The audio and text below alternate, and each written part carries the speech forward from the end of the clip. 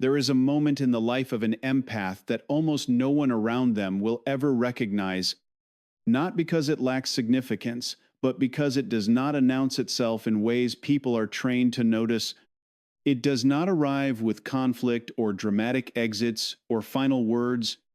It emerges quietly beneath the surface of ordinary interactions, hidden inside subtle shifts in attention, in energy, in what is no longer tolerated but also no longer explained.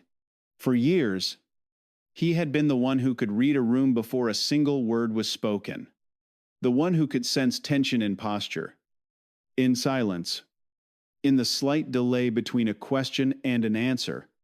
And because of that awareness, he adapted, he adjusted, he softened his tone, his presence, even his needs, not out of weakness, but because somewhere along the way, he learned that harmony could be maintained if he carried enough of the emotional weight for everyone else. What is often misunderstood is that this level of awareness feels like control at first. It feels like an advantage, like being able to anticipate outcomes before they unfold. But over time, it reveals something else entirely, because the more he paid attention to others, the less space remained for himself. And that imbalance does not break all at once. It accumulates in ways that are easy to dismiss until the body begins to speak louder than the mind. I have seen this pattern in people who operate in high-stress environments where reading behavior is not optional but necessary. And there is always a point where the person who can interpret everything around them begins to realize that they have been responding more than they have been living, that their awareness has been used as a tool for survival rather than a guide for self-direction. The turning point does not begin with a decision. It begins with a question that feels unfamiliar, almost intrusive, because it interrupts a pattern that has been running for years without being challenged. And that question is not about how to fix someone else or how to restore balance in a relationship. It is much simpler and much more uncomfortable than that. It is the moment he asks himself what all of this is actually doing to him. Before that question, every interaction had a purpose that extended outward. Every effort was directed toward maintaining connection, toward preventing misunderstanding, toward smoothing over tension before it escalated. But once that question appears, something subtle changes in the way he observes his own experience. And suddenly, the same conversations that once felt normal begin to feel heavy. The same dynamics that once felt manageable begin to feel draining, not because they changed, but because he is no longer ignoring their impact.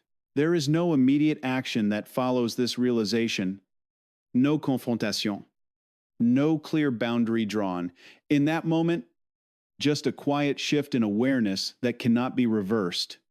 Because once he sees the pattern, he cannot unsee it. And what used to feel like generosity begins to reveal its cost. He notices how often he anticipates the needs of others before they are even expressed, how quickly he moves to fill emotional gaps that were never his responsibility, how easily he dismisses his own discomfort in order to maintain stability for someone else. And for the first time, instead of justifying these behaviors as kindness, he begins to recognize them as a form of overextension that has gone unexamined for too long. This is where the internal conflict begins to take shape, because the identity he has built is deeply connected to being needed, to being the one who understands, the one who holds things together, and stepping away from that role, even slightly, feels like a disruption not only to others, but to his own sense of self. There is hesitation here, not because he does not see the truth, but because he understands the consequences of acting on it, because changing the way he shows up will inevitably change how others respond to him, and not everyone will welcome that shift. Some will notice the difference immediately. Some will feel it, without being able to name it, and others will resist it because the version of him they are familiar with has always been available in ways that required nothing from them in return. But the turning point is not about their reaction, it is about his awareness. And awareness, once it reaches a certain level, does not fade back into comfort. He begins to observe more than he engages, to listen not only to what is being said, but to how he feels while it is being said. And that distinction changes everything, because for the first time his attention is not entirely consumed by the external environment, it is shared with his internal state. That shift may not be visible, but it is decisive because it marks the end of unconscious participation in dynamics that rely on his constant emotional output. Nothing outward needs to happen yet for everything to begin changing. And that is what makes this moment so easy to overlook and so impossible to undo, because it is not defined by what he does next. It is defined by what he can no longer pretend not to notice. What most people never question is the cost of being the one who feels everything, because from the outside it looks like a strength, it looks like emotional intelligence, awareness, even maturity. But beneath that surface, there is a different process unfolding, one that is far less visible and far more demanding, because when empathy is left unregulated, it does not simply allow someone to understand others, it gradually conditions them to carry what was never theirs to begin with. He did not wake up one day deciding to overextend himself. It happened slowly through repetition, through hundreds of small moments where he chose to absorb rather than step back, to interpret rather than question, to take responsibility rather than allow space. And over time, that pattern stopped feeling like a choice and started feeling like a role he could not step out of.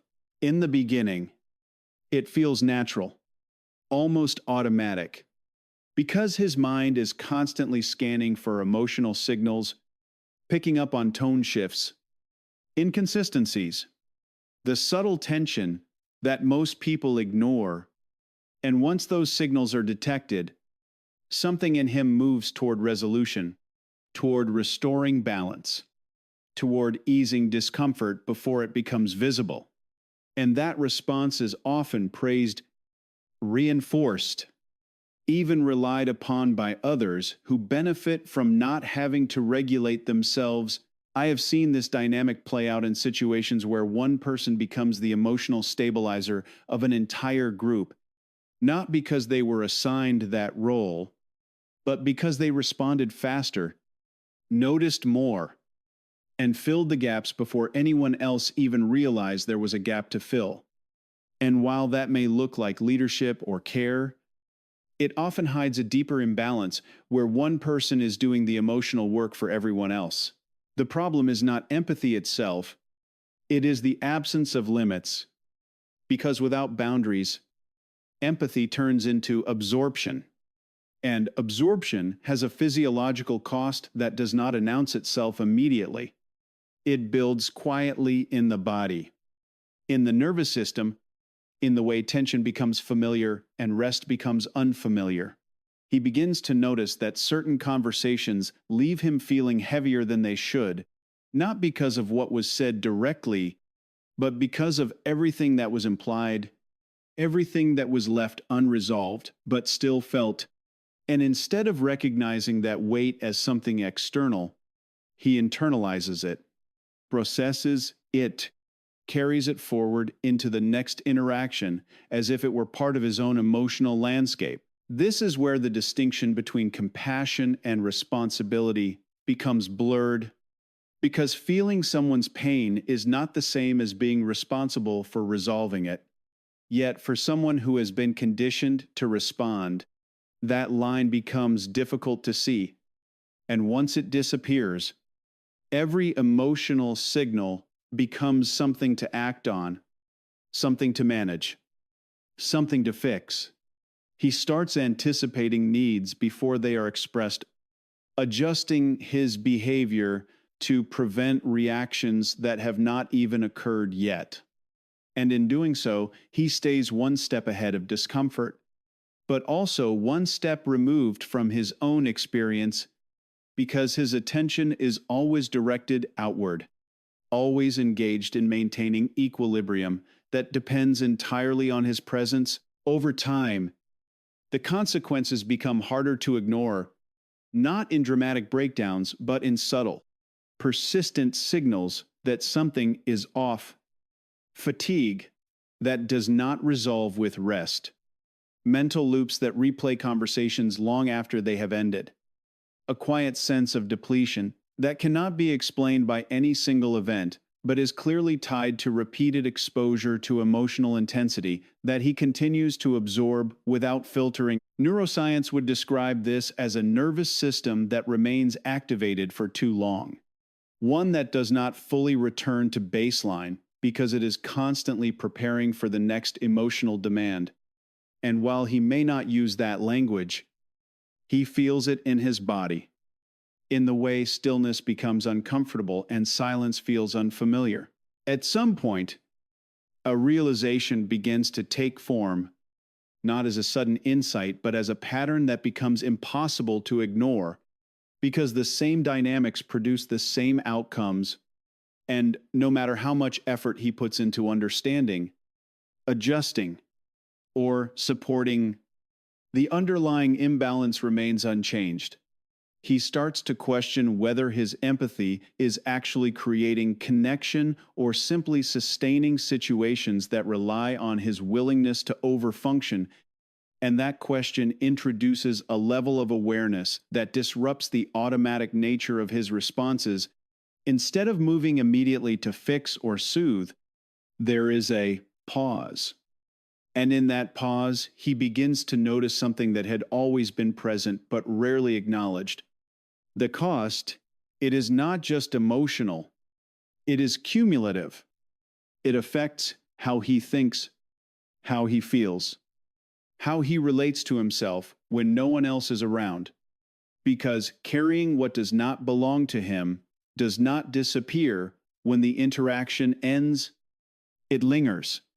It reshapes his internal state in ways that are easy to overlook but difficult to reverse. The realization does not accuse, it does not create resentment. It simply clarifies that empathy without boundaries is not sustainable. And once that clarity settles in, even slightly, continuing the same pattern begins to feel less like kindness and more like neglect directed inward. And that is not something he can continue to ignore in the same way he once did. Loyalty had never been something he questioned, because for most of his life it felt like one of the few things that defined him with certainty, a quiet promise he carried into every relationship without needing to announce it. A willingness to stay when things became complicated, to understand when others reacted instead of communicated, to give time, attention, and emotional space long after most people would have stepped back. From the outside, this kind of consistency looks admirable, even rare, and in many ways it is. But what is rarely examined is what happens when loyalty is expressed without boundaries. When it becomes less about mutual connection and more about one person continuously adjusting to maintain something that is no longer balanced. He did not notice the shift immediately, because imbalance does not present itself as something obvious at first. It hides inside patterns that feel familiar, almost expected, like always being the one who listens, always being the one who understands, always being the one who absorbs tension without reflecting it back. I have seen this dynamic in environments where one individual becomes the emotional anchor, not because they are asked to, but because they consistently respond in ways that prevent disruption. And over time, others begin to rely on that stability without ever having to develop it themselves. In those situations, loyalty is often praised, but it is also quietly exploited.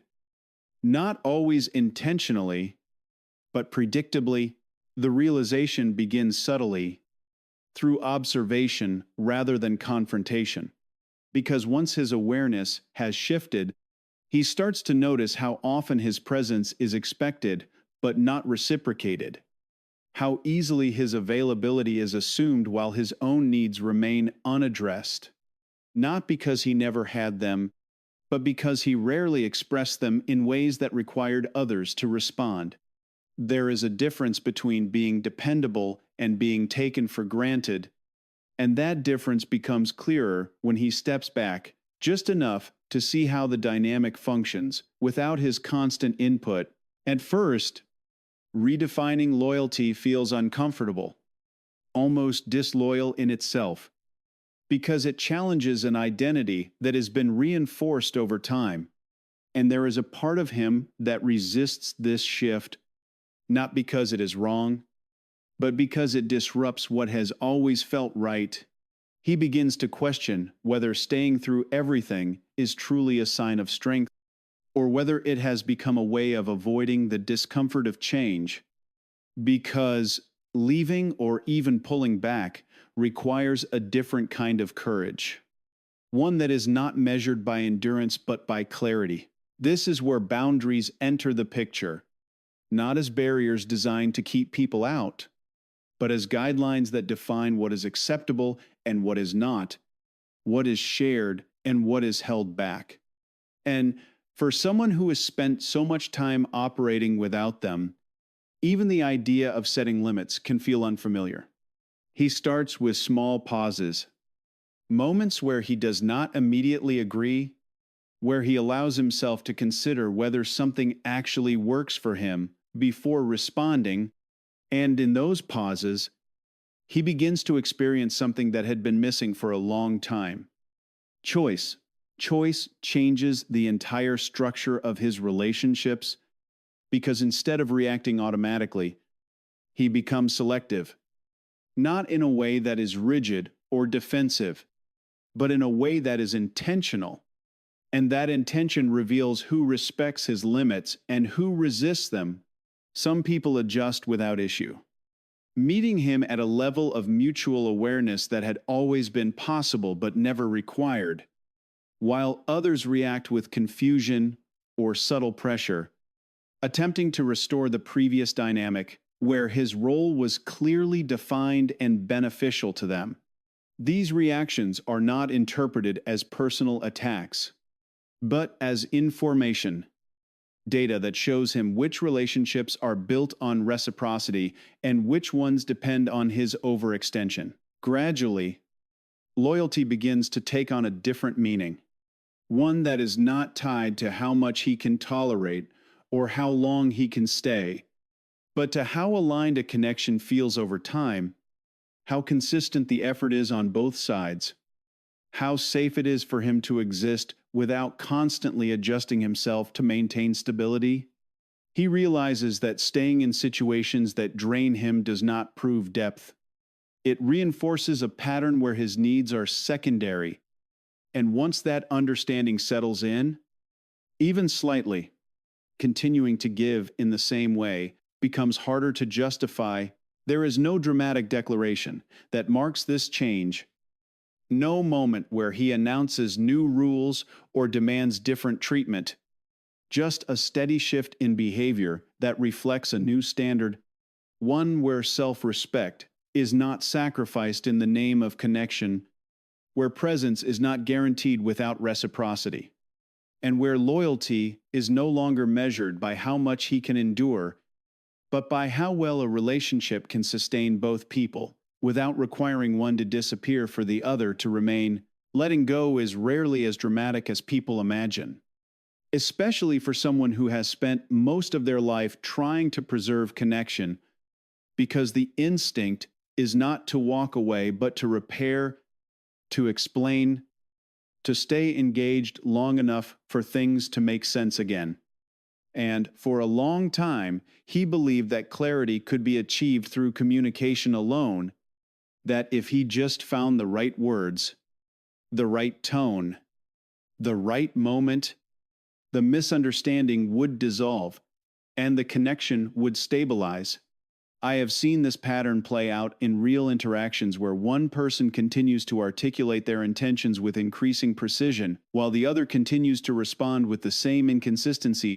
And what becomes clear over time is that understanding is not always the missing variable. Sometimes the willingness to understand is.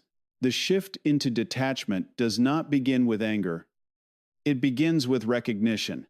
Because once he sees that his efforts are not changing the pattern, repeating them starts to feel less like persistence and more like self-abandonment. And that realization does not trigger an immediate reaction. It creates a quiet withdrawal of energy that is difficult to detect unless someone is paying close attention. He speaks less, not because he has nothing to say, but because he understands that not every space is receptive to what he would say, and continuing to offer explanations in those spaces only reinforces a cycle that has already revealed its outcome. There is a stage here where the absence of reaction replaces the presence of effort, where he no longer moves to resolve tension that does not belong to him, where he allows conversations to end without extending them, where he notices the impulse to engage and chooses not to act on it. Not out of indifference, but out of awareness that engagement would not produce a different result. This is not suppression. It is regulation, and that distinction matters. Because he is not disconnecting from his emotions, he is choosing how and where to invest them. From the outside, this change can be misinterpreted as distance or even coldness, because people who are accustomed to his availability begin to feel the absence of what he once provided without being asked. And that absence disrupts the dynamic in ways that are often uncomfortable, not only for them but for him as well. There is a natural pull to return to what is familiar, to re-engage, to smooth things over in the way he always has. And resisting that pull requires a level of self-regulation that is rarely acknowledged, because it involves tolerating the discomfort of not fixing something that he knows how to fix. What makes this process more complex is that letting go does not eliminate attachment immediately, it simply changes how he responds to it. Because the emotional investment that has been built over time does not disappear just because he has decided to step back. It remains present in the form of memories, expectations, and the version of the connection that once existed or that he believed could exist. He allows himself to feel that without converting it into action, without using it as a reason to re-enter a pattern that has already shown him its limitations. And that ability to experience emotion without being directed by it reflects a different level of control. There is no confrontation required to create closure in this phase, because closure is no longer something he expects from the other person. It becomes something internal, a result of recognizing that the dynamic does not align with who he is becoming. And once that alignment becomes the reference point, the need to justify his decision fades. He does not need to prove that he tried enough or that his reasons are valid, because the evidence is already present in the repeated outcomes that led him here. Over time, his absence begins to function as a boundary that does not require reinforcement, because it is maintained through consistency rather than explanation. And while others may interpret it in different ways, he is no longer responsible for managing those interpretations. What remains is a quieter internal state, not because everything has been resolved externally, but because he has stopped participating in what disrupts that state. And that choice, repeated enough times, reshapes his experience in ways that no amount of explanation ever could. For most of his life, he did not question who he was, because his identity had been shaped so consistently by how he showed up for others, that it felt natural, almost fixed, and that identity was built around being the one who understood, the one who stayed, the one who could be relied on to absorb tension without creating more of it. But what he did not fully see at the time was how much of himself had been organized around external needs rather than internal direction. When the patterns began to change and the constant pull to manage others started to loosen, something unexpected emerged. Not clarity at first, but space. And that space felt unfamiliar because it was not filled with urgency, not driven by someone else's emotional state, not immediately demanding a response. In that space, a different kind of question begins to form, one that is less about relationships and more about self-definition. Because when he is no longer responding automatically to others, he is left with the responsibility of choosing how he wants to exist without that constant reference point. I have seen this stage in people who step out of roles that once defined them, and there is often a period where the absence of external demand creates a sense of disorientation, not because something is wrong, but because something that was always present is no longer there to guide behavior. Without the need to fix, to mediate, to anticipate, he begins to notice parts of himself that had been postponed, interests that were set aside, preferences that were adjusted, decisions that were filtered through how they would affect everyone else before they were ever considered for himself. Reclaiming identity does not happen through a single realization. It unfolds through repeated choices that reinforce a different orientation, one where his actions are aligned with his own values rather than shaped by external expectations.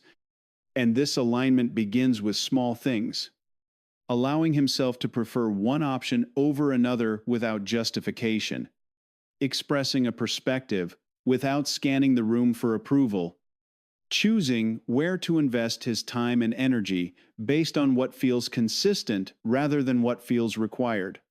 These changes may seem subtle, but they represent a significant shift from adaptation to authenticity, from being externally defined to internally directed. There is also a restructuring of how he measures his own value, because when usefulness is no longer the primary metric, something deeper has to take its place. And that often involves recognizing that his ability to understand others is a strength, but it is not the entirety of who he is. Nor should it be the only way he contributes to the world around him. He begins to separate empathy from obligation, allowing it to exist as a trait that he can choose to apply rather than a reflex that overrides everything else. And in doing so, he regains control over how much of himself is given and when. As this internal structure stabilizes, the external world begins to shift in response, not because he is actively trying to change who he attracts or how others behave, but because his patterns no longer support the same dynamics. And without the constant availability that once defined his interactions, those who relied on that availability begin to fade from his immediate environment. What remains or gradually appears are individuals who do not require him to overextend in order to maintain connection. People who communicate directly, who respect limits without resistance, who contribute to the relationship in ways that feel balanced rather than dependent. The difference in these interactions is not always dramatic, but it is noticeable in how he experiences them because there is less tension, less need to anticipate or manage, more room for mutual presence, without one person compensating for the other. And this creates a form of stability that does not rely on constant effort to sustain. Trust begins to develop through consistency rather than intensity, through observable patterns rather than promises, and this allows him to engage without the underlying pressure that once accompanied his connections, Choosing peace in this context is not about avoiding complexity or withdrawing from meaningful interaction. It is about recognizing which environments support a regulated internal state and which ones disrupt it, and then acting in accordance with that recognition without needing to justify it externally.